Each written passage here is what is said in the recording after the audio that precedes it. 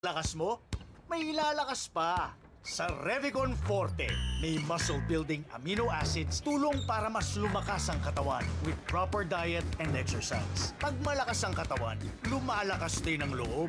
May lakas para sa ambisyon mo. Revicon Forte! Lakas! Unilab yan. Multivitamins, minerals, and amino acids is the generic name of Revicon Forte. Mamadaming time sa lahat ng gusto nyo. Mamadaming time, Champion Detergent ang gamit ko. Champion na! Sa Champion Quick Wash Technology, less time sa lavada, more time sa pamilya. Makulugan pa yokom. Greg, may work pa. I-Biogesic mo na yan. Bulong tulos? Baad igong side effects? Iba ang Biogesic. Most doctor-prescribed brand sa sakit ng ulo at lagnat. Aba, maingat mananggad. Jody Santa Maria po. Sa sakit ng ulo o lagnat, Biogesic agad. Alagang Unilab yan. Paracetamol is a generic name of Biogesic. If symptoms persist, consult your doctor. Mamadaming time sa lahat ng gusto nyo. Mamadaming time, Champion Detergent ang gamit ko. Champion na! Sa Champion Quick Wash Technology, less time sa lavada, more time sa pamilya. At dabaro nga energy! Pinabaro ka na may mayat nga Enervon, Enervon Z+. Pinapig-sciety zinc, vitamin C, vitamins B1, 2, 3, 5, 6, and 12, kun vitamin E. Pinabaro ka na may mayat nga Enervon. Hey! Enervon Z+. Unilab yan. Multivitamins plus zinc is the generic name of Enervon Z+. If symptoms persist, consult your doctor. Try the new Surfab Con Bigatin. Surfab Con Bigatin. Mabango't pinarami. Surfab Con Bigatin. Pang-overload na siya sa dami. New Surfab Con Bigatin Pack. Mas pinarami, mas mabango versus Surfab Con 25ml pack. 6 pesos SRP pa rin. Surf Fabcon. Ang Surf Fabcon Blossom Fresh, bigatin na with 12% more kaya mas bang overload. Kasaman nalon, inaldawak nga agububra. Tapnon at daypakan ko ti pamilya. Ngayon no at agpipikalin. Pargatan na nga agubra. Isuwag tumtumarak ti Parex B. Adut Pilipino nga par excited. Haan nga agpasarding uray numaktang, aglulukid, agpipikil. Titulong ti Parex B. Parex B.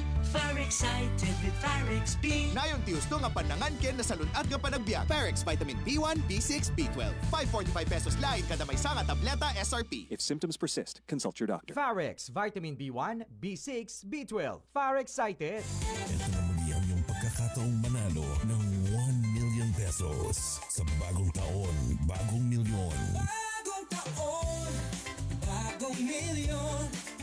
Sali lang, baka swertehin ka. Bagong taon, bagong milyon, sali na. Kaya maghanda ng gumawa ng iyong mga entries. Bagong taon, bagong milyon. Malapit na. Dati, wala pang aray sa likod. At dati, wala pang aray sa kasukasuan. Paulit-ulit ang pain? Mag-Skelan. Sa Skelan, ang galing gumalaw. Long-lasting bisa buong araw. Tuloy-tuloy ang ginhawa ko. Pag-aray dapat Skelan. Unilab yan. Up to 12 hours relief. Naproxen sodium is the generic name of Skelan. If symptoms persist, consult your doctor. Aksyon! Radyo! Naglipa na ang mga papaya soaps. Napansin nyo ba mga girls and guys? Aminin, gusto nyo rin pumuti. Sa dinami-dami ng papaya soaps na makikita nyo sa groceries, may isang namumukod tanging White Rose Papaya. Mula sa White Rose, dahil hindi lang papaya extracts ang ingredient nito, meron ding vitamin B3. Nakikita ito sa mga mamahaling mga serums na kilalang nagpapabilis ng pagpapaputi ng balat. Kaya naman ang White Rose Papaya, clinically proven magpaputi in as early as 7 days with regular use. Papaya puti, papaya fast. Yan ang White Rose Papaya. Mamadaming time sa lahat ng gusto nyo. Mamadaming time, Champion Detergent ang gamit ko. Champion na! Sa Champion Quick Wash Technology, less time sa lavada, more time sa pamilya. Star Wax, Star Wax, Wax. Star Wax, Star Wax, Wax. Always remember, sa paglinis, pakintabin ang sahig.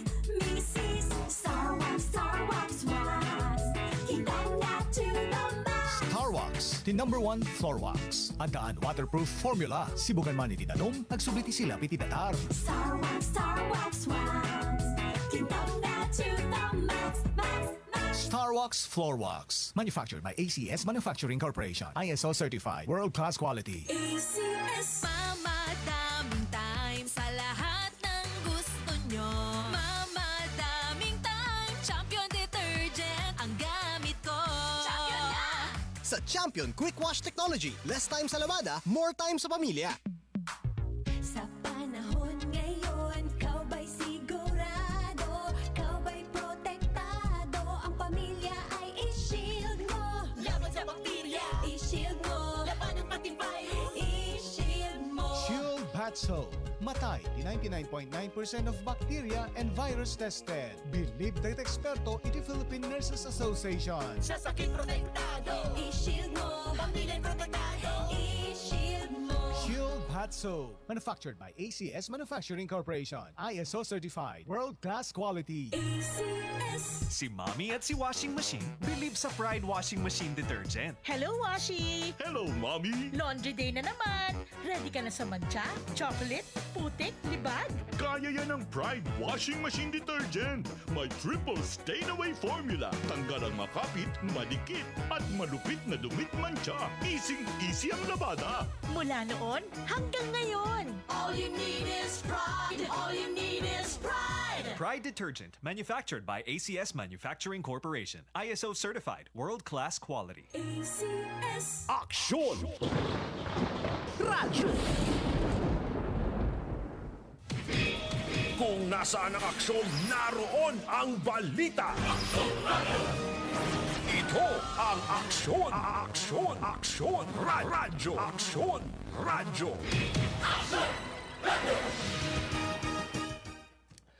Beno, padaanan ti programa tiyo si Kakantilenteg. As usual with our partner, iti programa ni Atty. L. Rene Kedris Castro. Alas 2:12. Sika Ken Tilinteg. Saan a biktima ti panagbalin nga ignorante itilinteg? Amwen ti kalintegan ditoy. DCJC Aksyon Radio iti Sika Ken Tilinteg. Gaputaawan may laksid iti kawanam mo. Sika Ken Tilinteg. Iti kada Domingo alas 2 aging kay alas 3 ti malem. May sanga oras apan nakailawlawag dagiti linteg ken kalintegan babaen kariti legal experts. Sika Ken Tilinteg.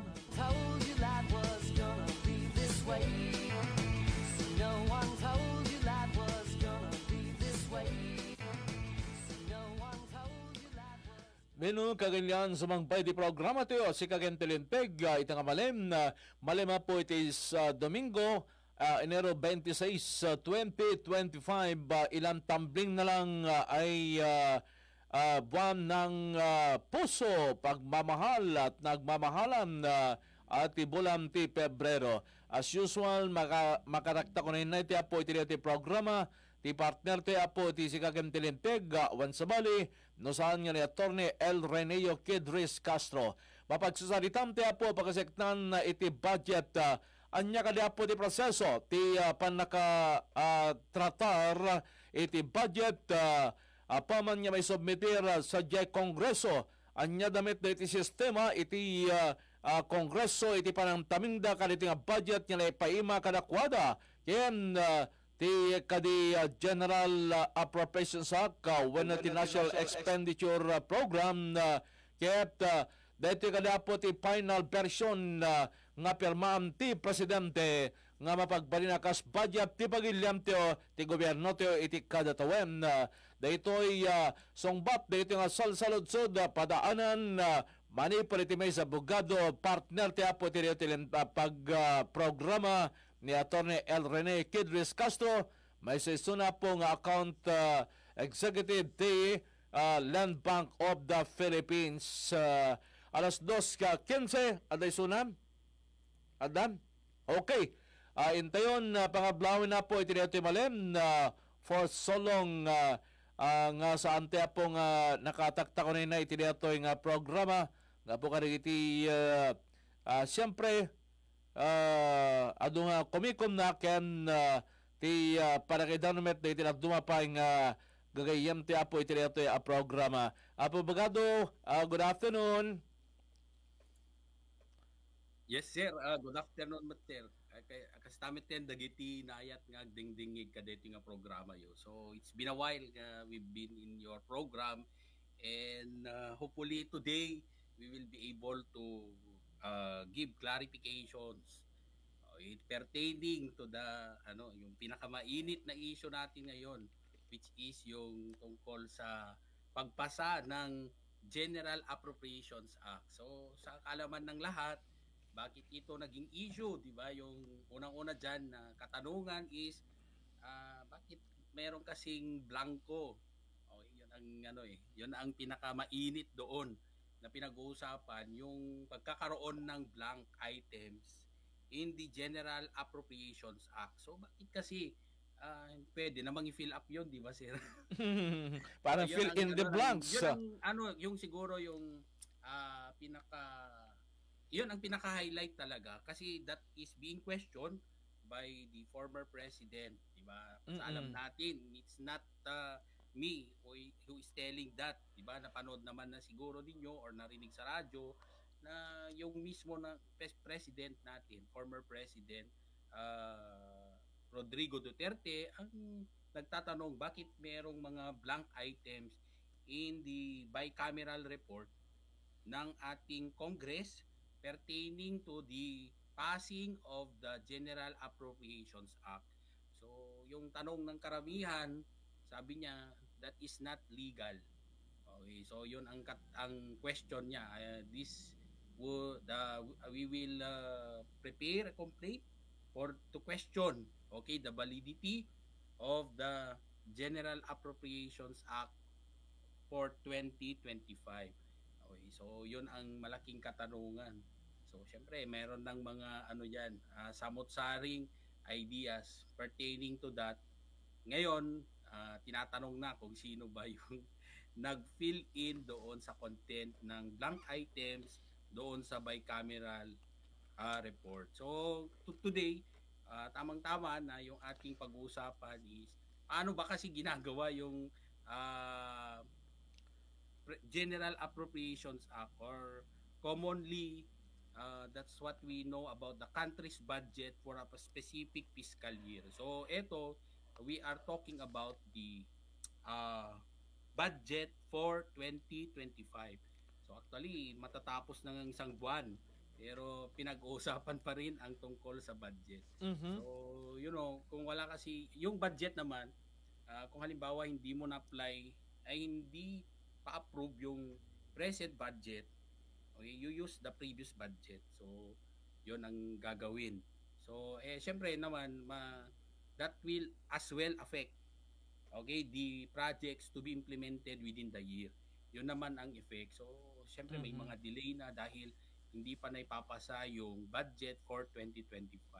So, then again, siguro yung iba nag-iisip na rin na and this is a political issue, mga political issue. But then again, today, bibigyan din nating liwanag kung ano ba talaga dapat ang procedure na sinusunod, okay, sa pagpasa ng budget, national budget. So we're pertaining to national budget kasi baka merong mga local officials na nakikinig sa atin and they will counter us na hindi naman tama yung sinasabi niya kasi sa budget namin it's like this. So hindi po. So covered po kayo ng local government code. But then again, ang pinag-uusapan po natin is yung national budget or the approval of the General Appropriations Act. So when you talk about national budget, sir, ano kasi yan? Ang tawag dito, it's just like any other law. Kaya napansin nyo doon sa wordings, ang nakalagay doon,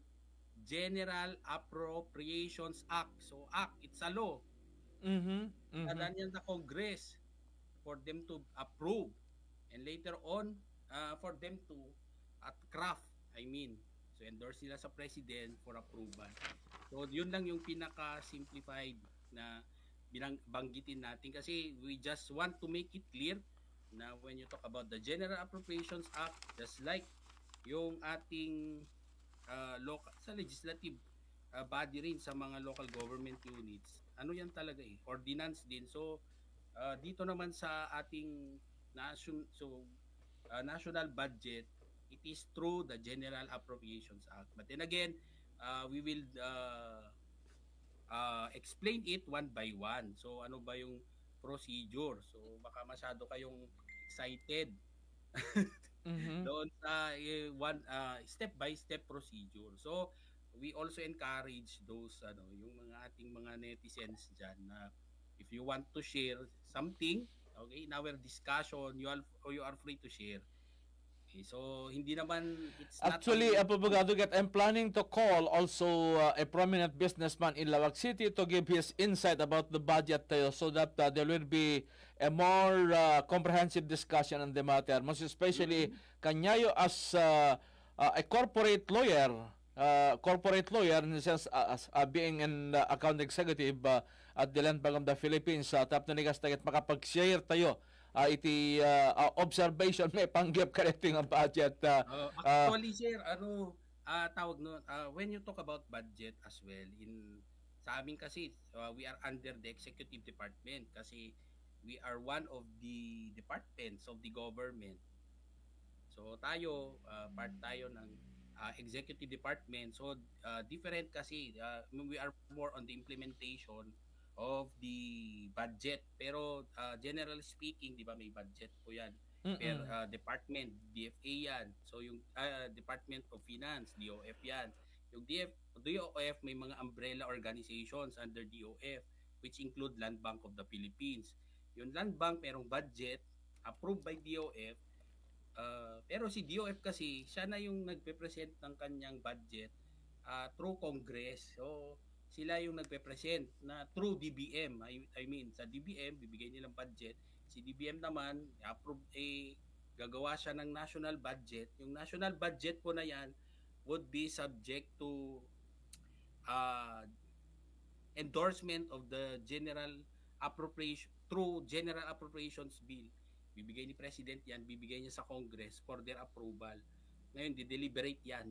Okay, through Congress which starts or emanates from the House of Representatives. So, yung may version ng House of Representatives, later on meron ding version yung Senate, and then they will come up with the bicameral committee report na yun na yung kine-question kasi nagkaroon ng blanco po doon.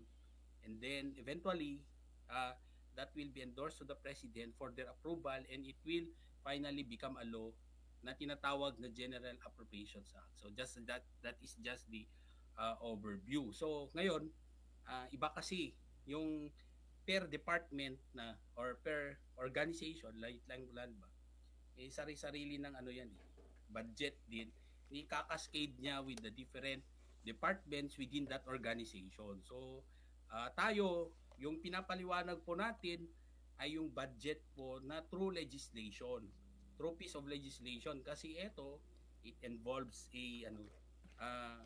kailangan batas kasi ito so nadadaan through Congress. So parang sa ating mga respective departments, sa ating mga local government units and national government organization like us, magkaiba din kasi doon sa local government units dadaan din yan ng hearing din yan. So, meron din silang version pero localized version. Okay, so dadaan din yan through hearing sa kanila. And then, eventually, it will be approved by the mayor. Ganun po. Okay, so anyway, I hope we will be able to make it clear today para yung mga ating mga tagapakinig at yung ating mga netizens would get an idea. Okay, kung saan sila humuhugot. Okay, bakit nagkaroon ng question doon sa blank items that were made by the bicameral committee, okay, na nag-reflect sa kanilang report. Bakit questionable yun? Okay, na ngayon nagiging issue. So, yun po yun. But then again, siguro naman when it comes to the General Appropriations Act, siguro yun naman sir, kumpleto yun siguro. Kasi hindi po pwede, kasi nga ang General Appropriations Act po is actually a law. Kaya nga act nandun sa nandun sa kanyang title, General Appropriations Act. So meaning that is a law. So pag law yan, okay, na 'di ba yung issue ngayon diyan, hindi pwedeng maging blanco ang batas. Okay, so hindi po pwedeng blanco ang batas. Kasi even the Constitution, okay, gave us an idea na when you talk about law, or like for example, in that case, the General Appropriations Act, particularly Article 6, Section 26, sa ating konstitusyon, binabanggit niya na pinagbabawal, okay, or it prohibits vague or ambiguous law. So, yan kasi, kung may blanco dyan sa batas, syempre, that is ambiguous or unclear. Di ba, sir? Mayroong bang batas na nakita natin na wala namang laman? Yung some of its provisions, pwede ba yun? The answer is no. Okay, and even, binanggit din sa constitution natin na there should be no erasures. Okay, so as to ensure that the rules of law and the clarity of legislation. So, it must be, the law must be clear and definite. So ang tanong natin dyan, paano naging clear and definite ang batas kung wala namang laman, blanco naman. Diba sir, isipin yung ano. So paano magiging yan, maliwanag sa atin na batas yan kung yung namang laman ay wala. Okay, so yun nga, yun din yung question doon.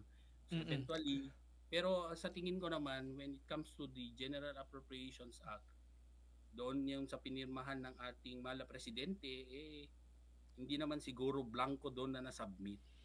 There is something only along the way that is being questioned, yung process siguro ng pag-approve doon.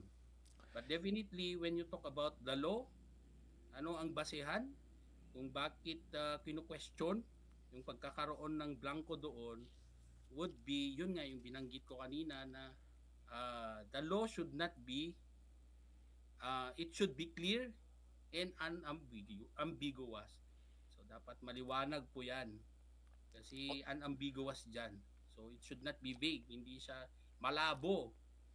Okay, so... And at this point in time, awamit pa iti clear document that they could show nga dijay observation nga kunabda nga dati blanco na because as you stated abogado nga imposible ay isang paglimtigan kaya dati blanco nga probation na that could be very very impossible indeed. Now abogado di ba teko natin nga duwa nga version dito the budget from the president next mai-presentar iti House of Representatives and the House of Representatives kaso nung adapi version ti Senado kahit nakading asawan sa balimet iti version ti Senado from the budget submitted by the President, ganoon ba? Or adamit ti sa bali version da in the interpretation of the budget submitted by the President to Congress for their study, ganoon ba?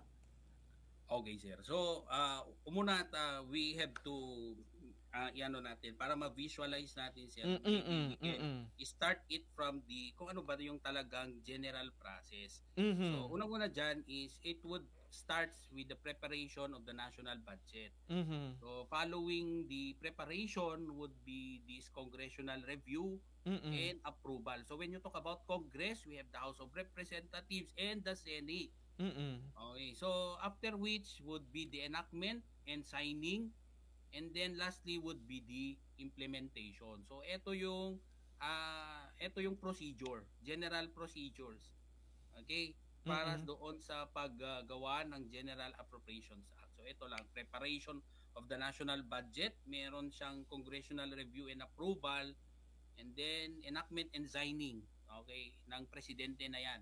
And then lastly would be the implementation of that budget. So ngayon ang tanong natin, so when the national budget was prepared, paano ba yun piniprepare? Yan siguro yung katanungan ng karamihan, no? Paano ba piniprepare? So initially it would start from budget preparation. So alam natin na ang budget preparation would of course be taken care of by the Department of Budget and Management. So sila po yung nagpre-prepare talaga ng national budget, which include of course the proposed appropriations for various government agencies and programs. So, di ba sir, merong mga iba't ibang national government agencies under the umbrella, okay, of the president.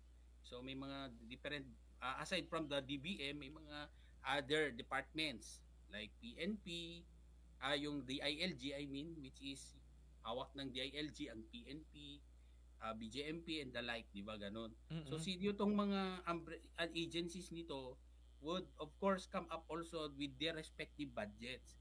Submit nila ngayon sa kanilang departments. Yung mga departments kung saan sila nagfo-fall or kung saan sila nagre-report. Okay, like for example, Land Bank sa magre-report yan sa Department of Finance. Ngayon, ibibigay nila lahat ang kanilang mga proposed budgets to the DBM. So, ngayon, si DBM, gagawin niya lahat yan. Okay, so yung ipe-prepare niya ngayon yung national budget for the next fiscal year, which is, di ba, yung 2024 sila prepare for fiscal year 2025. So ngayon yung budget that was prepared by the DBM would be submitted to Congress. Okay, so the DBM would now submit the proposed budget to Congress. Okay, but of course, through the President's budget message, tingnan din yan eh. Okay, bago i-submit yan. But definitely yung magsasubmit niyan would be the Department of Budget and Management na may basbas ang presidente. So siguro tiningnan din niya yung mga nakalagay doon. And then eventually, yung proposed budget na yan would now be undergoing congressional review and approval. Okay, so doon na papasok ngayon yung mga tinatawag na GAB, which is the General Appropriations Bill. Okay, so magagawa ngayon ang House of Representatives. So ang Congress kasi natin, okay, so although parang misnomer kasi yung gamit ng word na congressman, kasi when you talk about Congress in the Philippines, meron upper house and lower house. So yung lower house natin would be the House of Representatives. So sila po they will come up with the General Appropriations Bill.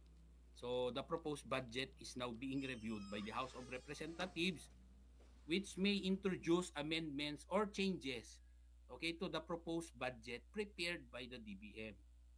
So ngayon, yan, they would review. And then the amended budget that was passed on by the House of Representatives, yun na yung General Appropriations Bill. Kasi ang bill hindi pa po batas. Bill is proposed law. Okay, proposed law po yan. So yung proposed law na yan would be now be submitted to the Senate. So of course, kung may mga changes na ginawa po doon ng House of Representatives doon sa proposed budget, would now be transmitted to the Senate, where it will undergo further review and debate. Pag-usapan ulit yan doon. So ibig I could now understand the process gayam aya. Gabuta DJ the budget was that was submitted by the President to the House of Representatives, and the House of Representatives isulati imuna from the legislative body nga nang scrutinize kani jay nga isubmitir kanya da, and then jay budget nga scrutinize from the House of Representatives ipasa damit gayam jay Senate anya abogado. Yes sir. Kasi review and debate. Usapan din yun. And then pag halimbawa mayroon din silang mga proposed changes, hindi amended, sabihin natin kasi imposible naman na walang babaguhin yung Congress doon sa original proposal ng DBM. Okay, so syempre magde-deliberate din doon sa Congress, and then later on i-endorse yan sa Senate for further deliberation, okay, and debate. So pag-uusapan ulit doon. But then again, hindi pa yun doon natatapos. Okay, so after that, diba, yung after na pag they were able to deliberate in the Senate, so yun na yung magkakaroon sila ng tinatawag na bicameral conference. Okay, mayroon ng BICAM.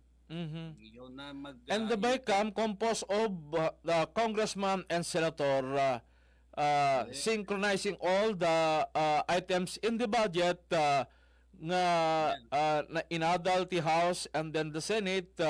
So both houses now will again finalize, ganun ba? Will finalize the budget?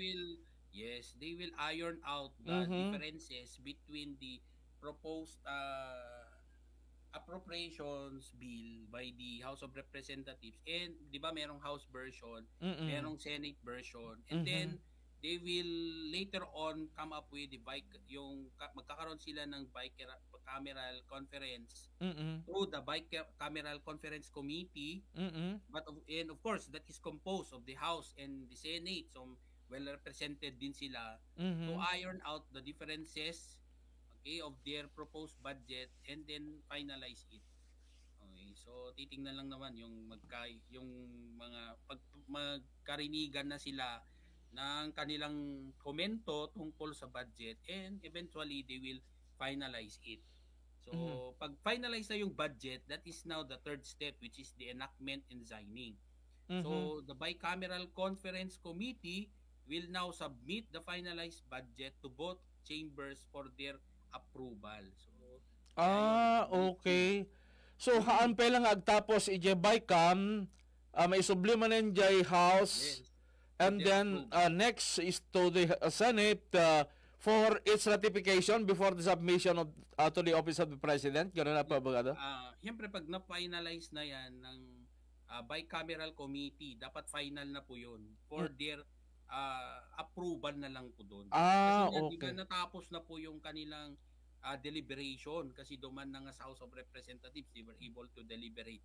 Sa Senate, they were able to conduct further review and debate. And then ngayon, di ba, nag-meet na nga yung parehong yung composition ng Congress natin, which is the House of Representatives and Senate, through that bicameral committee. So ang gagawin na lang nila doon would be to iron out their differences and finalize the budget. So pag finalize na po yan yung budget natin, babalik doon sa ating respective chambers, which is the House of Representatives or the Senate, for their approval. Okay. I-approve na lang po gagawin po doon for the budget, and then they will have it signed by the President. So ita-transmit na nila ngayon yung budget to the President. They will transmit that to the President for his signature. Meaning formalization na lang the approval of the budget after the BICAM report, ganun ba? Formalization. Yes, okay.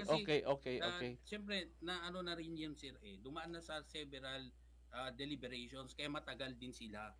When they talk about the budget, talagang they deliberate. And they have this debate and clarifications with what they find it ambiguous or unclear. Okay, so yung mga ambiguous or unclear to them or vague to them will now be clarified through that deliberation when they have this what we call yung when it was presented to them, doon na sila dapat doon na nila ni-raise yung kanilang issues pertaining to the proposed budget. Okay, so halimbawa yun nga yung pagdating na sa Senate, so magkakaroon ulit ng deliberation doon, but then again when it was already finalized by the bicameral conference committee, so eventually yung report na gagawin ng BICAM would now be submitted to them for their approval. So approval na lang po gagawin doon, and then eventually that would be signed by the President, and once signed it would become the General Appropriations Act. So magiging batas na po yun. So ang kulang na lang natin ngayon would be the implementation, which is the last step, which is of course the budget execution. But then again, yun nga yung problema, kasi anong i-execute mo? Hindi pa naman, kine-question naman ngayon yung tungkol doon sa mga blank items. But then again, yun nga, di ba, meron tayo ding comment coming from the Executive Secretary na sabi niya, di ba yung si former Chief Justice Bersamin, sabi niya na so what will happen now hindi naman. So, kasi it was already signed into law. So, ano pang gagawin doon? So, kung may question about that, they will just petition it with the Supreme Court, okay, to question its validity. But then again, syempre, sa tingin natin, hindi naman na yun, hindi na yun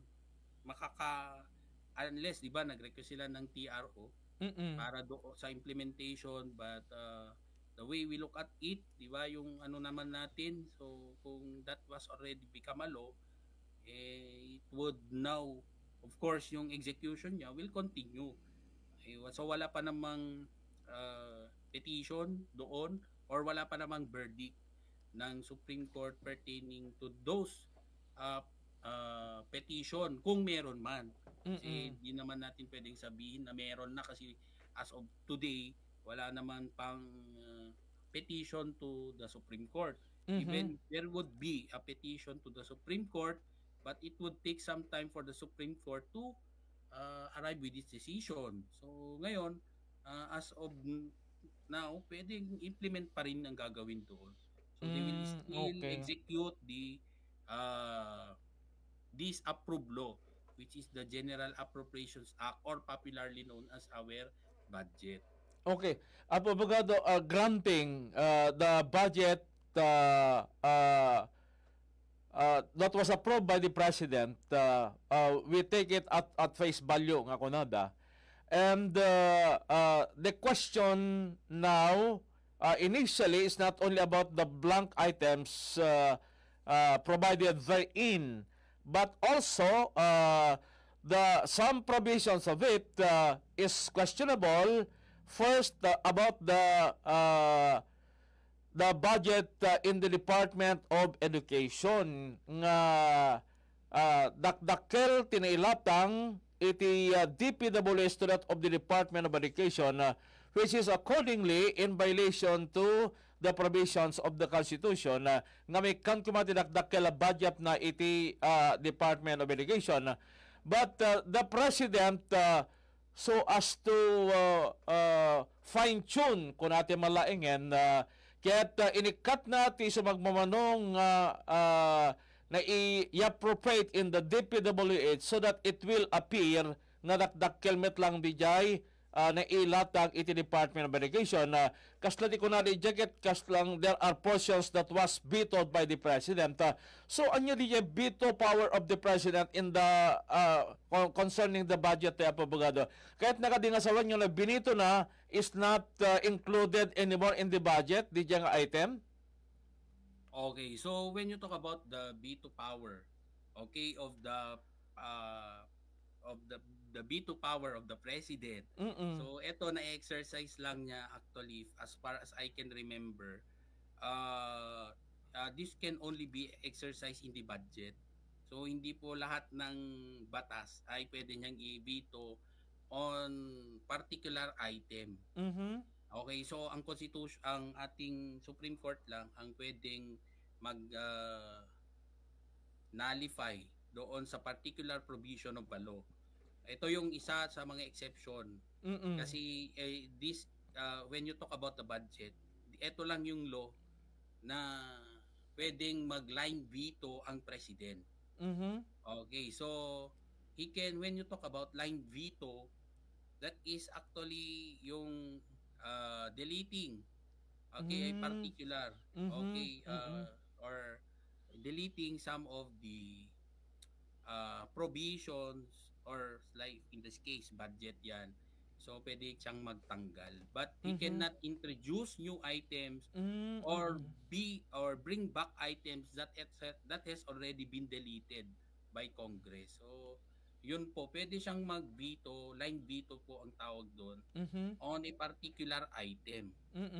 Okay, in the Appropriations Act, pwede siyang magtanggal pero hindi siya pwedeng mag-introduce new items or bring back items that has already been deleted, okay, by Congress. Okay. So yun lang pwede niyang gawin. But then again, eto kasi yung question regarding doon sa yung basis for the preparation of the budget, di ba sir? Syempre may mga gusto na sana kami yung may pinakamalaking budget. So, yung question natin dyan would be, meron bang particular, yung particular basis for the budgeting na sino pa dapat ang may pinakamalaking budget. So, I have yet to see na merong legal basis. So, as far as I know, so personal ko na to, may sariling point of view. So I have yet to see na meron talagang particular legal provision telling us kung sino ba dapat ang may pinakamalaking budget. So wala pa naman akong nakikita doon na basis. So kung halimbawa yung ating dapat ba yung ating education department would have the highest budget.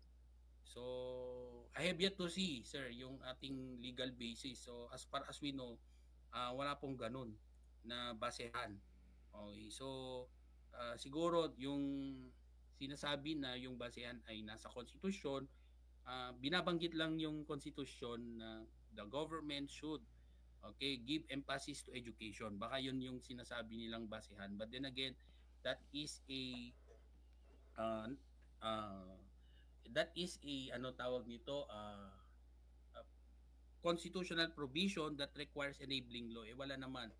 Okay, so general statement lang yon sa constitution na bigyan ng malaking budget ang ating edukasyon. Pero hindi But naman it does not necessarily imply that the DepEd the DepEd budget is mandated to be the highest budget always in the General Appropriations Act. Hindi naman ganon.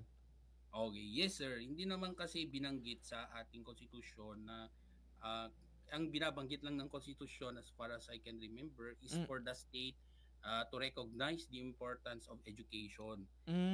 So hindi naman niya binabanggit directly na in the budget preparation it should be the DepEd or the education department that would be receiving the highest budget in our General Appropriations Act. So wala naman pa po akong nabasang ganon. So siyempre yung ating mga teachers, how I wish na 'di ba meron silang pinakamalaking budget, but then again wala naman po kasing exact or explicit na pagbanggit ng ating konstitusyon na dapat sila ang may pinakamataas na budget. Okay. I think it's only personal interpretation of those who are invoking the interpretation in that provision of the Constitution that the budget for every year in government, the DepEd will be given the highest budget always. Hindi pala ganon na awang ganti kasi dyan na provision amote di kuaget because they are putting emphasis in that argument that violates the Constitution when the DPWS was given the highest budget in the General Appropriations Act for 2025. And now, mapantayo kaligya ko natin nga blank portion of the itemized budget for 2025. According to Senator Panfilo Lacson, ang pabagado kat not only this time nga adda ligya kas nga observation, but was happened also during the past administration. But it was taken up through a dialogue between the legislative body and the executive branch during that time. That is why this was corrected. But this time, may timanga ko, jay executive branch, no less than executive secretary, Lucas Bersamin, kunana ket may tikas jay nga portion of the budget. But it is coming out now from most especially the Makabayan block adda iti kunadang blank portion in the itemized budget, and from the former chairman of the Committee on Appropriation who is an ally of the former president, so medyo matikaw tata iti publiko. Now ti saludsod is it possible nga dati kasjay nga portion of the budget tayo considering nga ti panipalawag tayo kat di malam ti nakadado nga proseso iti panadal before nga na-approve na by the Bicameral Conference Committee, abogado? Okay, so siguro it's maybe others would think na it's more of a technical issue. But then again, kasi merong kasing binamandato ng batas na procedure that we need to follow. So kung ganon pala na pwede pala siyang kasi anong basehan ng pagkakaroon ng General Appropriations Act kung ang laman naman ng kanilang report ay blanco? Okay, so Kaya nga po. siguro yung question doon. So pwede palang insertion. So baka pwede ng draft na lang yung isasubmit mong report para gawan ng basis sa gagawing batas. So yun din naman ang question siguro doon. Yan siguro ang contention ng yung mga kumu-question doon sa blank items. Kasi siyempre, pupirma ka, blanco naman. So then again, ano ba ang legal basis? So ulitin natin, yung punto po natin doon is that what you are creating is a law.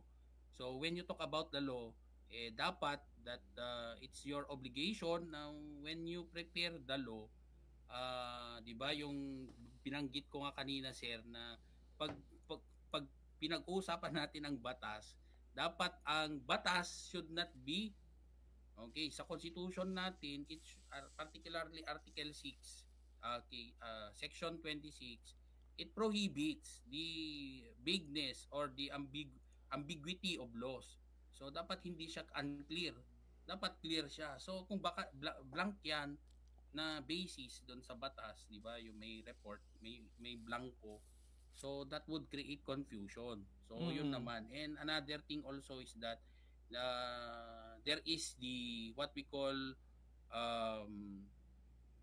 yung dapat sa Article 2 Section 1 of the Constitution, binanggit din ang tungkol sa pag-ensure that the rule of law and clarity in legislation. So it should be clear, pinuulit-ulit yan, na it should be clear and definite. So yung punto natin dyan, how it would become clear and definite when it is blank. Okay, yun siguro yung punto nila. So but then again, yun lang we are explaining yung consequence ng mga blank items, but then we are not saying that there are blank, kasi nga yung mga nandun naman sa ating Congress, they are asserting na when they came up with that final report, it has already been complete. Kasi yung ang ginawang General Appropriations Act na meron na tayo ay kumpleto naman, na pinirmahan ng ating presidente. So yun naman yun. Okay, so nandyan niya kasi labanan na rin to ng mga legal luminaries natin sa national level na siyempre sabi nila, lex certa yan. It's a principle na when you talk about law, it should be clear, specific, and unambiguous. Because if that is unambiguous, so that would now the void for vagueness doctrine. Okay, so the laws with unclear provisions may be struck down. Okay, so dapat tanggalin daw yung mga provision na unclear. Okay, hindi yan pinapayagan. So yun po yung punto ngayon. So bakit papapayagan? And then again, siguro yung ding katanungan dyan, so kung sino man yung gumawa ng mga nag-fill in doon sa mga information na yon later on without the approval of the Congress, okay, particularly yun sa mga members ng BICAM, okay, yung Bicameral Committee. So ano na ngayon ang mangyayari doon? Dati yung harap tata, abogado, may sakali iti question tata. Siyempre kung may gumawa dyan na nag-fill in doon na he is not authorized to do so, di ba, ang tingin natin dyan, there would be what we call violation of Article 171 of the Revised Penal Code. Kasi that would constitute falsification of public documents. Okay, by public officials, employees include, okay? So public officials, so Article 171. Okay. So, falsification 'yan. So pwede siyang makulong diyan ng abogado, kaspagarigan deto'y observations dagiti critic of the budget for the 2025 at daming ibagbaga masapol may possibility BICAM to to resolve the problem or the defects of the approved budget. Now, tisaludsod ko dito is it the Supreme Court or the BICAM to resolve this observation nga adda problems like blank items and other problems in the budget? Will it be the Supreme Court or the BICAM to resolve this? Wala nang magagawa po yung BICAM po doon.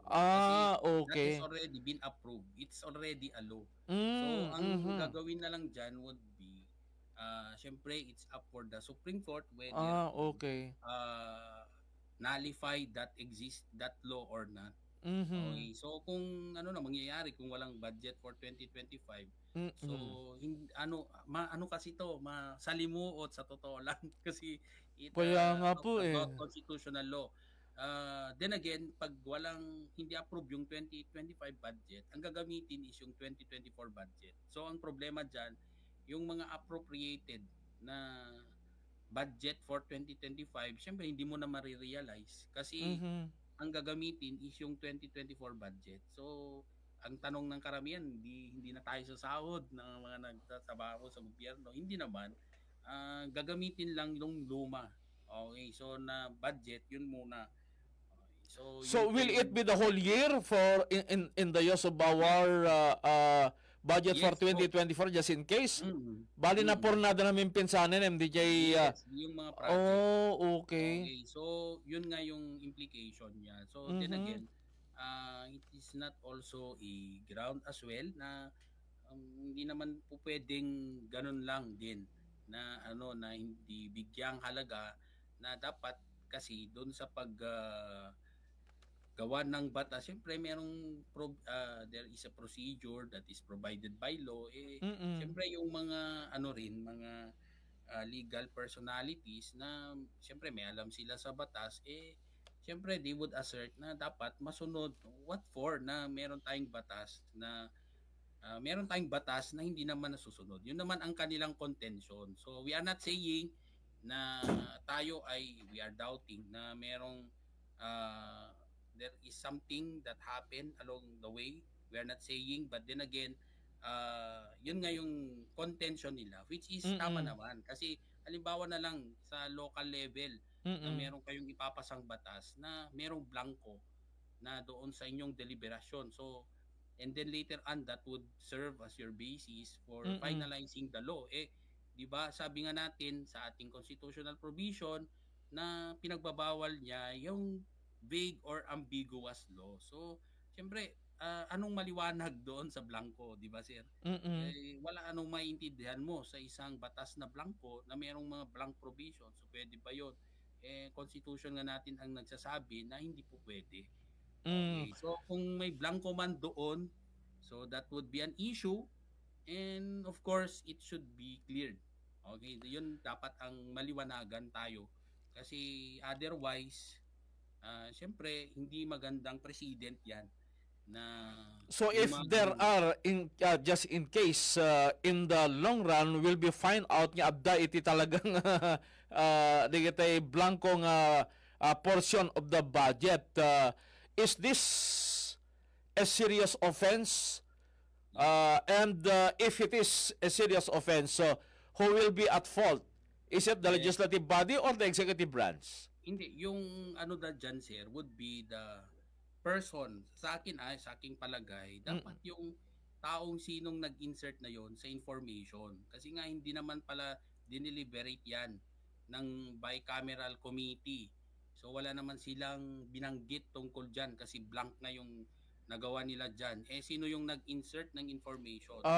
Okay. So ibig ba sabihin na pabagado, it was an insertion after the approval of the BICAM, possibly nagititapta nga madukduktalan niya blank portion of the budget, ganun ba ang sinasabi natin? Okay. So, dalawa kasing dalawang punto po ang tinitingnan po natin dyan. Unang-una dyan, we are talking about the blank items in the bicameral report that was used as a basis for the GAA or the General Appropriations Act. Mm-mm. So pwede ba yon? The answer is no kasi nga may dapat maliwanag yung mga basehan in that report sa pag-finalize ng General Appropriations Act. So what would now be if that General Appropriations Act will be nullified, so hindi yan magagamit for the fiscal year. Yun ang implication niya. So, okay, tapos na tayo doon sa part na yun. So what if merong yung sa General Appropriations Act that are blank items, merong nag-fill in doon na hindi siya authorized to fill in that information. So ngayon, ang usapan naman yon is that person involved in filling up that information. So wala siyang authority. So meaning, yung papel na yun, pinil-upan niya ng mga information that is not within his power. So ngayon, nagkalaman yon. So meaning, there is now falsification of public document. That is in violation of the revised penal code, particularly Article 171. Okay, so pag fill up niya doon, yung sino man yung fill up doon would be liable for falsification of public documents. Kasi pinalsify niya yun binago niya yun na information on his own. Sabi naman ni Executive Secretary Lucas Bersamin, hindi kami ang may kagagawan nun. Yeah, so it's up for them na to prove sino ba yun. Okay? So, sino bang nagbago doon. Kasi sa part naman ng Executive Department, hindi naman sila part kasi ng deliberation. So they are not part of the deliberation. Kasi nga ang batas natin is done by the Legislative Department. So they are there to legislate laws or to create laws including our General Appropriations Act or budget. Okay, so yun po ay trabaho nila. So sa part naman ng presidente, siya lang ang siya lang ang mag-approve. Okay, through his signature, affixing his signature to the proposed budget. Okay, so upon his signature, that proposed budget, particularly called General Appropriations Bill, will become General Appropriations Act upon the signing of the President. So, syempre, pag nagpirma naman ang presidente dyan, syempre, marami ding mga advisors yan, tiningnan din kung meron bang mga, syempre, mga provisions that were left blank. So, siguro yon ang titingnan din. Okay, so, ang ang role ng presidente dyan would be, he will be answerable to the implementation of that particular budget na ensuring that the funds that are allocated and utilized will be implemented in accordance with the approved General Appropriations Act. Okay, so ganun po ka salimuot din ng batas kayo naman. So yun din naman yung mga inaaral ng mga estudyante. So minsan mga law students din, talagang kailangan mo ring magbasa talaga at analyze yung ating mga procedures to understand it. So, yun po yun. Ang gagawin lang ng presidente doon would be answerable, okay, doon sa implementation. Kasi nga, hindi naman it's already beyond their work as the executive department, okay, yung pakikialam doon sa pag-legislate or pag-create ng law, which is the work of the Congress. Okay, so, wala sila, hands-off sila dyan. Kasi nga yun nga, executive department would only be answerable to the implementation of the funds that are allocated and utilized according to the General Appropriations Act. Okay, so yun po yung kanilang ang kanilang panig. Okay, so kung titingnan mo naman talaga doon sa ating procedure, yun naman talaga lang yung binabanggit.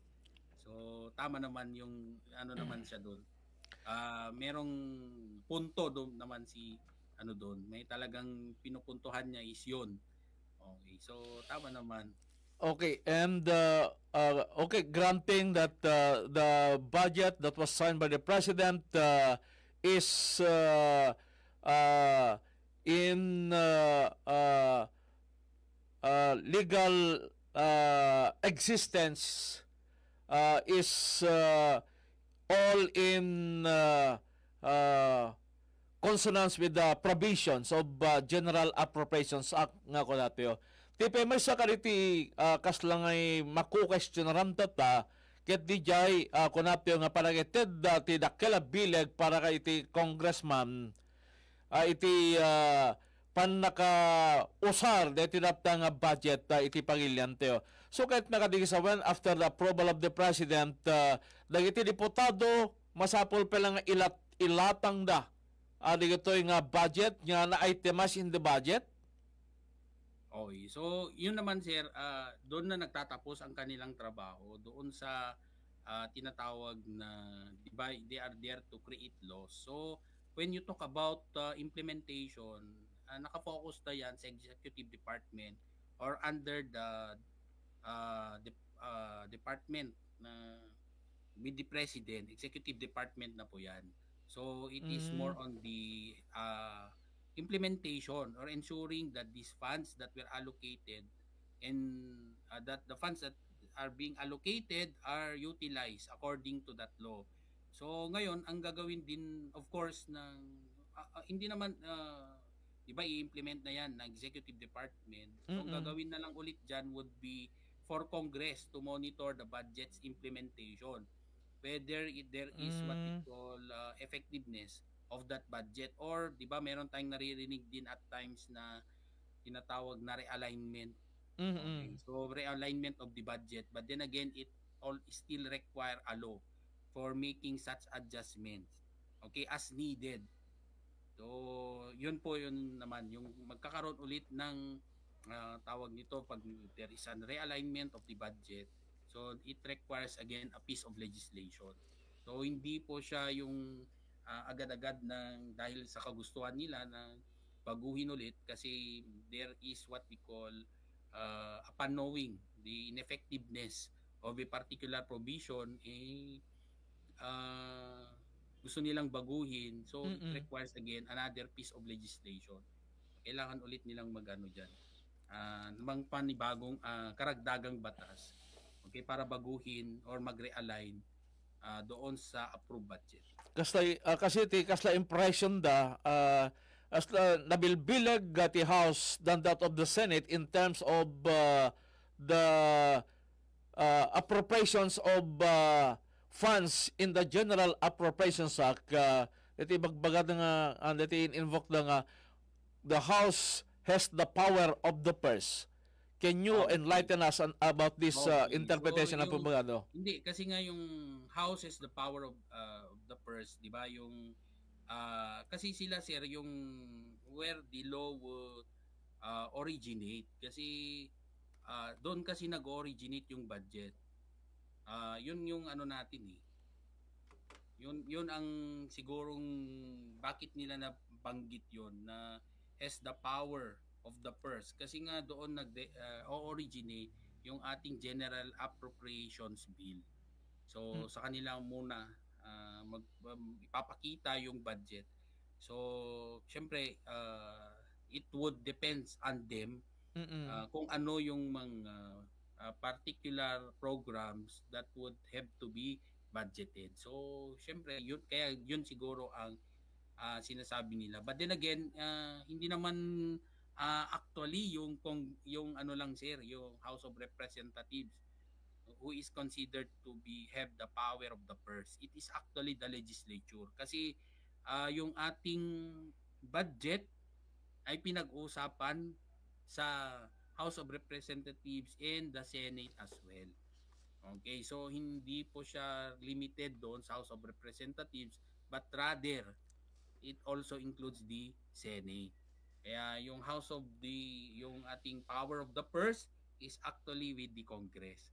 Okay, so correct din natin na hindi siya talaga sa House of Representatives lang. Although, pag titingnan mo doon sa structure, when you talk about the proposed budget, okay, na galing sa DBM, ang una na maggagawa ng amendment or changes would be the House of Representatives.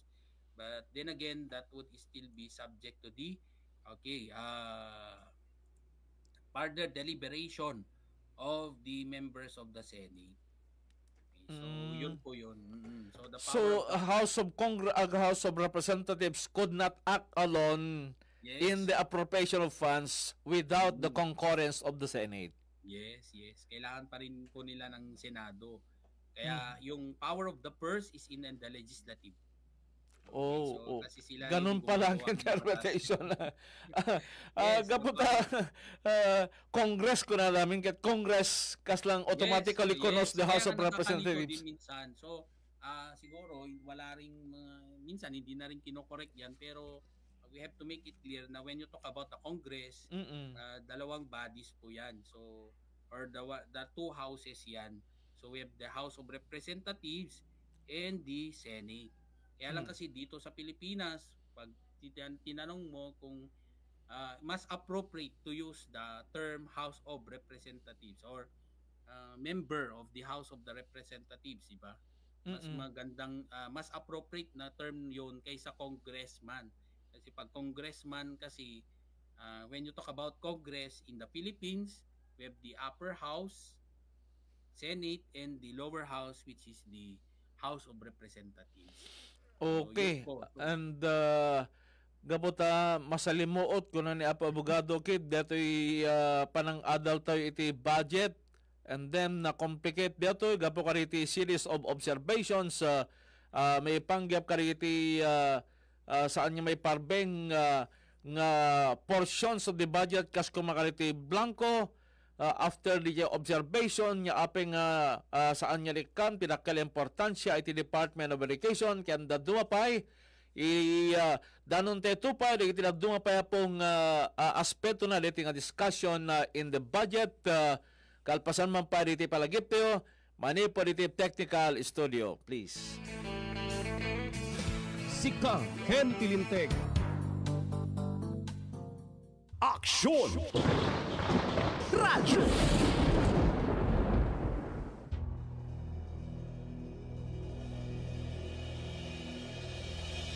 Sa gitna ng bawat pangyayari at kaganapan, nakatutok ang Aksyon! Radyo! Sa mga pangunahing isyu at usapin, tinatalakay at binibigyang linaw ng Aksyon! Radyo! Ang mga matatamis at mapait na alaala na naging kabanata sa makulay na drama ng buhay, inilarawan ng Aksyon! Radyo! Ang taos-pusong paglilingkod sa sambayanan nakaukit sa puso ng Aksyon! Radyo! Ang Provincial AM Radio Network sa pinakamalaking radio network sa buong Pilipinas, Manila Broadcasting Company, Aksyon! Radyo!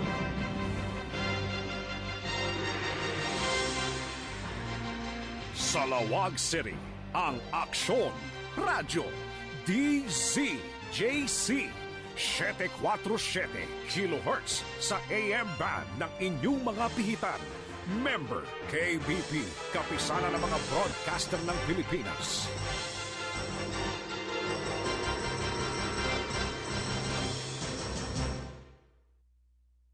This time check is brought to you by ACS Manufacturing Corporation, ISO certified, maker of world-class quality Pride detergent. Aksyon! Radyo! Sir Fabcon. Ang Sir Fabcon Blossom Fresh, bigatin na with 12% more kaya mas bang overload. Aksyon! Radyo! Champion Detergent para less time sa labada, more time sa pamilya. Aksyon! Radyo! Champion Detergent para less time sa labada, more time sa pamilya. Aksyon! Radyo! Goodbye to me, Masha. Hello, bright bar blue. Isang labanan yan. Bright bar blue. Pride Bar Blue with powerful stain-away enzymes. Malupit magtanggal ng dumit mancha pero di masakit sa kamay. Goodbye to me, Masha. Hello, bright bar blue. Isang labanan yan. As tested ang cotton and polycotton. Sa mancha, malupit. Sa kamay mo, mabait. Pride Bar Blue. Manufactured by ACS Manufacturing Corporation. ISO certified. World-class quality. ACS. Ang numero unong kailangan sa ngayon, extra strong ka dapat para di ka mawasak ng anumang hamong ibigay sa'yo. Ang hanap ng Red Horse Beer, extra strong na tulad mo. Lakas. Tama. Kayang tumindig at harapin ang mga pagsubok na parating. Panatag ang loob na bukas na namnamin mo ang iyong tagumpay. Lakas ng tama pero di wasak sa hamon ng bukas. Red Horse Extra Strong, the #1 extra strong beer in the world. Drink responsibly. Red Horse Extra Strong, the #1 extra strong beer in the world. Numero 1, tulad mo. Drink responsibly. Manipot, iti #1, Smart Dishwashing Paste. Tanggaling-galing mo. Smart dishwashing paste ko. Pritong ulam na masebo. Plato at kaldero. Tanggaling for everyday. Kasta no Smart iti Dishwashing Paste. At double tanggaling formula. Tanggal galing iti sebo ken bakterya. Bahid para walang bahid. Linis fantastic sa metal at plastic. #1 ko to. Tanggaling-galing mo. Smart dishwashing paste. Heavy duty linis kada pulagi. Smart Dishwashing Paste. Manufactured by ACS Manufacturing Corporation. ISO certified. World class quality. ACS. Makulugan pa yokom. Greg, may work pa. I-Biogesic mo na yan. Bulong tulos? Baad igong side effects? Iba ang Biogesic. Most doctor-prescribed brand sa sakit ng ulo at lagnat. Aba, maingat mananggad. Jody Santa Maria po. Sa sakit ng ulo o lagnat, Biogesic agad. Alagang Unilab yan. Paracetamol is a generic name of Biogesic. If symptoms persist, consult your doctor. Mamadaming time sa lahat ng gusto nyo. Mamadaming time, Champion Detergent ang gamit ko. Champion na! Sa Champion Quick Wash Technology, less time sa labada, more time sa pamilya. Para di madaling masira ang ngipin ng pamilya, ngayon pa lang. Unique toothpaste for brushing every after kumain. Dahil ang unique toothpaste, may Max Protect formula. Ngipin ay Max Alaga. Max Protectado pa. Helps stop cavities even before they start, while keeping breath fresh with regular use. Unique toothpaste for brushing para siguraduhin ngipin ay Max Alaga. Max Protectado pa. Unique. Max Alaga, Max Protectado with unique toothpaste maximum fluoride protection. Manufactured by ACS Manufacturing. ISO certified world-class quality. ACS. Mamadaming time sa lahat ng gusto nyo. Mamadaming time, Champion Detergent ang gamit ko. Champion na! Sa Champion Quick Wash Technology, less time sa labada, more time sa pamilya. Dati, wala pang aray sa likod. At dati, wala pang aray sa kasukasuan. Paulit-ulit ang pain? Magskalan. Sa Skelan ang galing gumalaw, long-lasting bisa buong araw. Tuloy-tuloy ang ginhawa ko. Pag-aray dapat Skelan. Unilab yan. Up to 12 hours relief. Naproxen sodium is the generic name of Skelan. If symptoms persist, consult your doctor. Mamadaming time sa lahat ng gusto nyo. Mamadaming time, Champion Detergent ang gamit ko. Champion na! Sa Champion Quick Wash Technology, less time sa labada, more time sa pamilya. Aksyon! Radyo! Try the new Surf Fabcon Bigatin. Surf Fabcon Bigatin. Mabangot pinarami. Surf Fabcon Bigatin. Pang-overload na siya sa dami. New Surf Fabcon Bigatin Pack. Mas pinarami, mas mabango versus Surf Fabcon 25ml Pack. 6 pesos SRP pa rin. Surf Fabcon. Ang Surf Fabcon Blossom Fresh, bigatin na with 12% more kaya mas bang overload. Aksyon! Radyo! Ang balitang ito ay hatid sa inyo ng ACS Manufacturing Corporation, ISO certified, maker of world-class quality Pride detergent. Fresh ka na to. Mura, marami, masarap. Champion Detergent. Para less time sa labada, more time sa pamilya. Aksyon! Radyo! Surf Fabcon. Ang Surf Fabcon Blossom Fresh, bigatin na with 12% more kaya mas bang overload. Generica Drugstore. Damang-dama. Pag ginahawang Generica. Para sa ginhawang damang-dama mo, visit your nearest Generica Drugstore. Champion Detergent. Para less time sa labada, more time sa pamilya. Aksyon! Radyo! Maulan man, no worries na amoy kulob ang damit. Charm Fabcon. Bangong pumakabloom. Tanggal amoy kulob sa bango ng Charm. Charm Fabcon with Bloom Fresh technology. kills 99.9% of kulob-causing bacteria tested. May aroma burst pa of thousands of flowers and berries. Ang sampay sa loob, amoy kulob. Banggong kumakablog sa charm. Manufactured by ACS Manufacturing Corporation. ISO certified world-class quality. ACS. Papalit kong Fresca. Ni, naanay bagong iani oy. Fresca, tuna. Fresca tuna sulit pack. Fresca, 150 grams na Fresca. Presyo na Fresca yan mo. Ni, bagong Fresca tuna sulit pack ni. 150 grams ug Fresca kayo ang presyo. As low as 24.95 ra ang SRP per can. Fresca, tuna. Fresca tuna sulit pack. Fresca, 150 grams na Fresca. Presyo nga Fresca yan mo. Kinisud-ani ninyo. Mama, daming time sa lahat ng gusto nyo. Mama, daming time. Champion detergent ang gamit ko. Champion na! Sa Champion Quick Wash Technology, less time sa lavada, more time sa pamilya. Adda ba iti immunity gap na dayta anak mo? Immunity gap? Ni Angel, nagrigat nga pa kanan. Ni Mela, ag subli-subli iti sakit na. Ni Toto, nagbayag nga uminbag. Immunity gap dayta. Tumulong nga pasardingan iti immunity gap kanayon nga ag Serene Plus. Tulong tapdong 100% iti immunity. Base iti RENI. Sabayan iti proper diet, exercise, and vaccination. Tumulong nga pasardingan iti immunity gap ag Serene Plus inaldaw-aldaw. Alagang Unilab yan. Ascorbic acid plus zinc is the generic name of Celine Plus. If symptoms persist, consult your doctor. Tumulong nga pasardingen iti immunity gap ag Celine Plus inaldaw-aldaw. Mama, daming time sa lahat ng gusto nyo. Mama, daming time. Champion detergent ang gamit ko. Champion na! Sa Champion Quick Wash Technology, less time sa lavada, more time sa pamilya. Pag may lagnat si bunso at mapait ang gamot, pahirapan sa pag-inom. Pero pag Kidilets, madaling inumin para gumaling. Kidilets! United Home Kidilets. Chewable paracetamol in candy flavors. Unilab yan. Paracetamol is the generic name of Kidilets. If symptoms persist, consult your doctor. United Home Kidilets. Chewable paracetamol in candy flavors. Try the new Surf Fab Con Bigatin. Surf Fab Con Bigatin. Mabangot pinarami. Surf Fab Con Bigatin. Pang-overload na siya sa dami. New Surf Fab Con Bigatin Pack. Mas pinarami, mas mabango versus Surf Fab Con 25ml Pack. 6 pesos SRP pa rin. Surf Fabcon. Ang Surf Fabcon Blossom Fresh, bigatin na with 12% more kaya mas bang overload. Dati, wala pang aray sa likod. At dati, wala pang aray sa kasukasuan. Paulit-ulit ang pain? Mag-Skelan. Sa Skelan, ang galing gumalaw. Long-lasting bisa buong araw. Tuloy-tuloy ang ginhawa ko. Pag-aray dapat Skelan. Unilab yan. Up to 12 hours relief. Naproxen sodium is the generic name of Skelan. If symptoms persist, consult your doctor. Makulugan pa yokom. Greg, may work pa. I-Biogesic mo na yan. Bulong tulos? Baad igong side effects? Iba ang Biogesic. Most doctor-prescribed brand sa sakit ng ulo at lagnat. Aba, maingat mananggad. Jody Santa Maria po. Sa sakit ng ulo o lagnat, Biogesic agad. Alagang Unilab yan. Paracetamol is a generic name of Biogesic. If symptoms persist, consult your doctor. Mama, daming time sa lahat ng gusto nyo.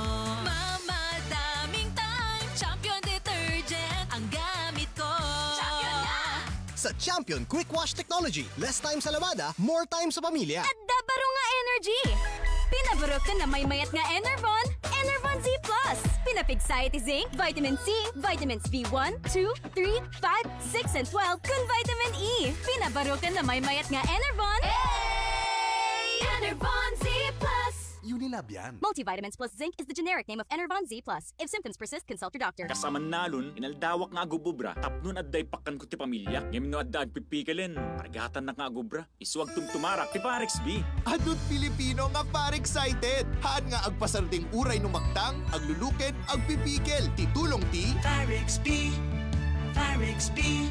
Far excited with Parex B. Nayon ti gusto nga panangan ken na salunad nga panagbiag. Parex Vitamin B1, B6, B12. 545 pesos lain kada may sanga tableta SRP. If symptoms persist, consult your doctor. Farex Vitamin B1, B6, B12. Far excited. Ito na muli ang iyong pagkakataong manalo ng 1 million pesos. Sa bagong taon, bagong milyon. Bagong taon, bagong milyon. Sali lang, baka swertehin ka. Bagong taon, bagong milyon, sali na. Kaya maghanda ng gumawa ng iyong mga entries. Bagong taon, bagong milyon. Malapit na. Musika, Ken Tilinteg.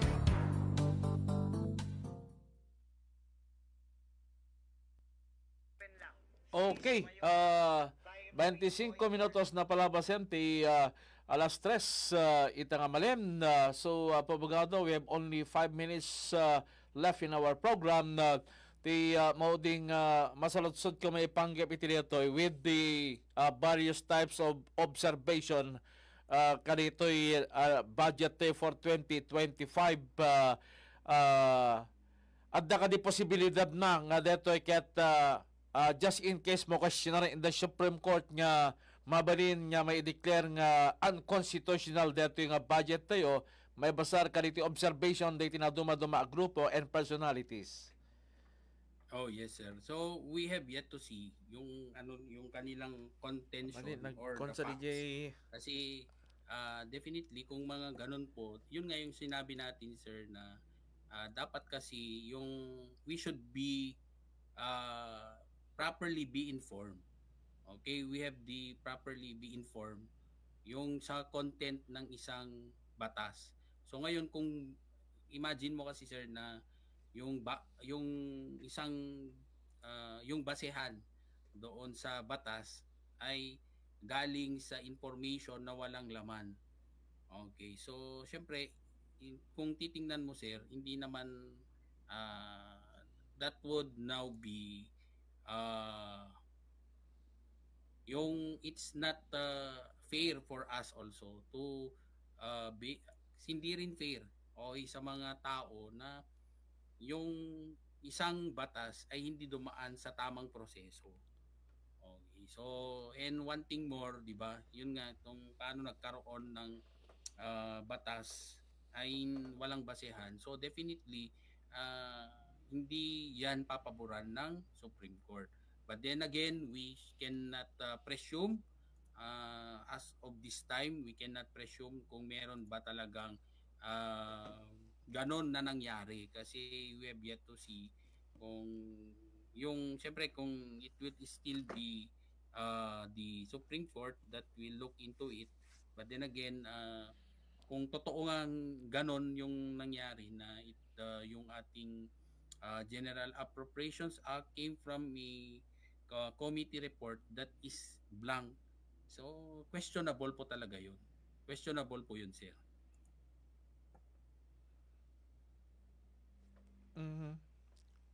Yun lang yung ating gustong puntuan dyan. So, syempre hindi rin papanigan ng Supreme Court yung ganon. Okay, na gaya na lang sa atin, di ba sir? Na could you imagine that there would be an ordinance that will be passed that was not subjected to hearing. Okay, so kung ang hearing ay requirement para doon sa batas na yan, so siyempre na-violate ang karapatan natin to be informed. Okay? So, there is no fair play and justice because we were not given that opportunity to be informed. Kung yan ay requirement doon sa crafting or creation of a law just like the General Appropriations Act. Okay, and Gabota, we take things at face value. When the President approved the budget last December 30, not until there are observations that was exposed by a member of Congress allegedly at the blank items in the budget for further clarification. And just in case at dadali ito'y questions of law, as stated by Attorney Kidd, it must be the Supreme Court now that will resolve the matter. No, adda iti question da may pangyap ka rito. Sabi ko mapubaga ito sa nga mapasamak niya pag amkam tayong the budget will be null and void by the Supreme Court na dati timang question iti rito. Gabota, ado nga talaga iti mai sakripisyo. Now, in that situation, digiti po kat paniladawan lain ti may sa abogado nga partner ti po iti dito yung programa ni Attorney L. Rene Kidd Castro in laid down na laeng diti possible scenarios nga mapasamak yan no kasano po nga naprobaran di budget tayo tap na di kastaket may kamte aputi insight and picture of the situation. May basar kariti contradicting stories and interpretations na ito'y kunapya po nga sumagmamano a grupo and some personalities who are themselves member of the House of Congress. And in that, Abogado, maraming salamat again for giving us your time na kanitin at programa tayo, most especially discussing about the controversial budget for 2025 General Appropriations Act. Thank you and good afternoon, Abogado. Thank you very much, sir. Kan sapay ko dagiti mo agbuyat dito yung Facebook. Do not judge me nga kasla ana kasi naka-t-shirt tayon. Kasi dati mo kami dito balayan agad siyempre. Abogado get kuna dakat apaunay ta di man la nag kasi I also get personal yung comments coming from friends na apaunay ta di ka man la quote ka kumamot but then again that is not a requirement of the Supreme Court. No, siguro dati di korte ada talaga makunkuna nga dress code that we need to comply with. Ngam no ada tayo iti ruwar so tayo lang ito. Okay, so thank you for that comment. Ngam medyo pudutan na kayo sir. So may anak ko tirak ko mo and also do not mind my voice. Diba? No, dadto mga mingkat hanak ko na nga tiket na mingkat they want me also to become assertive in my words, but then again haan ngamin ta dati nga ti personality tayo, so we cannot change it. No ngamin ko nakarog awam mo iti mandato iti korte nga dapat nga modulated voice nga medyo po na yun talaga di pati malaman ang boses na no. So thank you for that comment. So I will try my best. So pasensya kayo no, diyak nakapokis. Sa bagay, you have tried your best. Baka kanito nga nag-comment kanya yo, kaya't iti interpretation na your best is not good enough. Anyway, Abogado. More on the physical naman. More on the physical. So siguro kaya't na nga they want us to dress. We are in our coat and tie ng pudpudutan tayo nga mismo nga we are contented and the fact that we do it online. So hindi na tayo then again it will not also remove yung ating knowledge naman. Kayo naman masyado kayong judgmental. Okay, Abogado, thank you. Thank you very much for your time again for para iti programa tayo. Thank you, Abogado. Okay. Ibasa tayo na po iti reactions from our Facebook ni Ma'am Melendrina Corsino. Nagboy-boy ka na tapo dyan Ewa Beach in Hawaii. Ni Apo Lobic Mariano.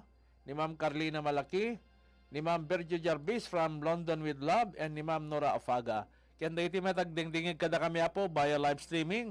Maraming salamat. Tinagan ni Atty. L. Rene Kedres Castro.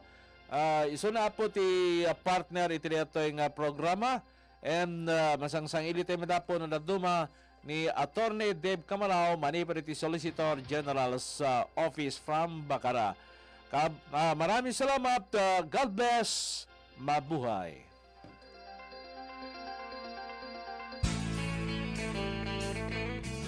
Sika Ken Tilinteg. Saan a biktima ti panagbalin nga ignorante itilinteg? Amwen ti kalintegan ditoy. TCJC Action Radio iti Sika Ken Tilinteg. Gaputa awan